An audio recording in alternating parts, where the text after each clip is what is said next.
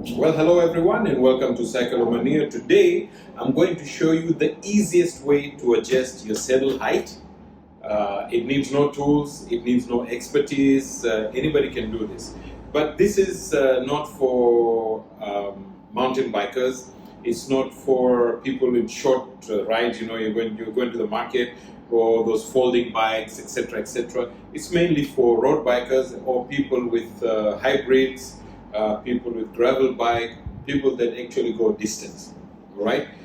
If you do not have access to a store near you that has good tools, professional tools, or if you do not want or don't have time to take so much time to get books and put between your seam and stand in the wall and take a ruler and mark on the wall, etc., this might be a method for you. But it's more so for people who just got a bike and they're on the road and they have pain and they want to fix it immediately.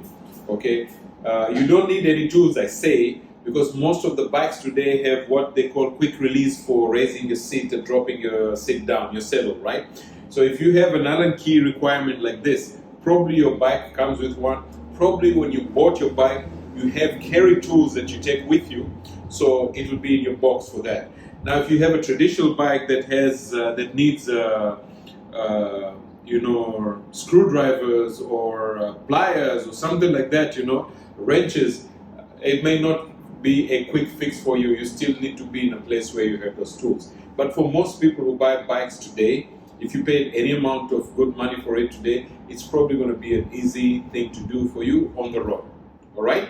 So I will start first by refuting method that I think is most controversial.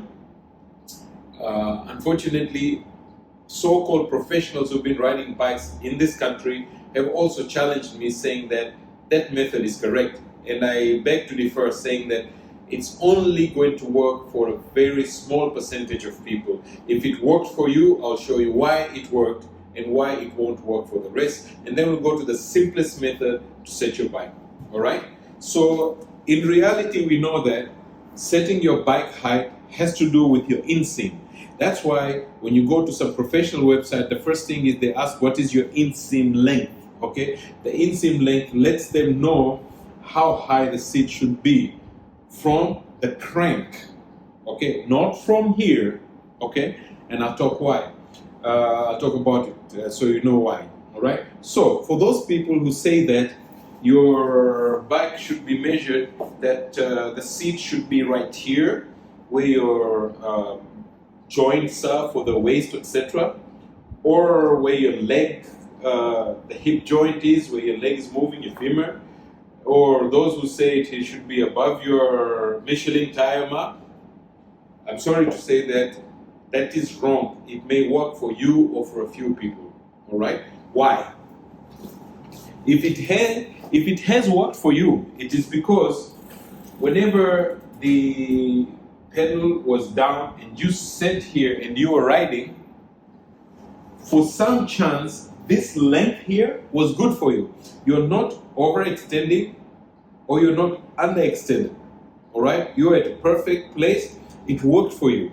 But I challenge you right now, if you have, let's say, 175 mm crank, or you have 180 mm crank, and we remove that and we put a 160 mm crank, you know what will happen? You will be folded up. This means you'll have to sit in certain way in your seat. You will get butt pain. You get me?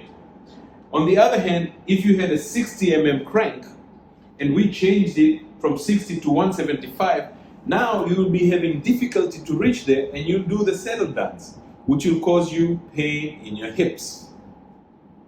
You get now why that method doesn't work for everybody?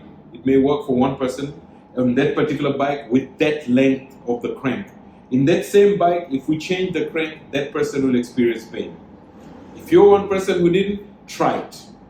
Try it today. Change the crank, put a shorter one or much longer than what you had, the crank arm, and tell me if you're not having any pain. All right? That's a challenge. All right. Now, what do we do and how does it work? We didn't invent it. It's been online for a while. This method that doesn't require any books or anything. All right?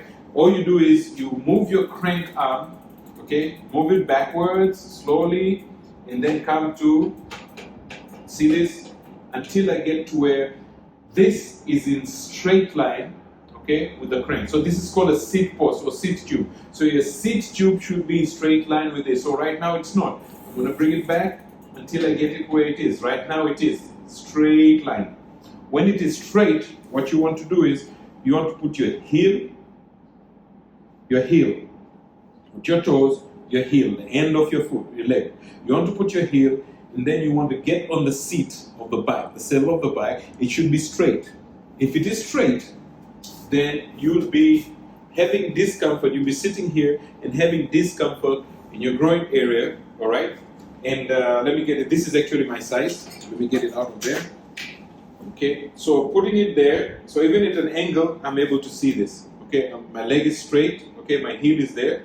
My leg is straight, not pushed backward, it's just straight. I'm not overdoing anything. It's just straight. That's what you need to have. Okay, now when you bring this to 90 degree, okay, you bring it down to 90 degree. Now you'll see that my leg is bent. It's having a bend over here, all right?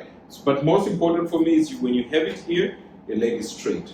When your leg is straight there, your saddle is inside and touching you. It's not too much up, it's not too much down. Then you're having the right saddle height. When you go riding, you'll enjoy your ride. So you could even be standing like this and adjusting your seat if you had quick release and say, yes, this is touching me, it's not pushing me out, it's not too much down, and you go. If you ride for a few minutes and you still have butt pain, you're going to increase it just a little bit. That's it. All right? And you'll have fantastic ride. Very quick. It takes you maybe 5 seconds. Okay, you're watching the video, it takes you 20 seconds to do this. All right? No tools required. Enjoy your bike and have a great day.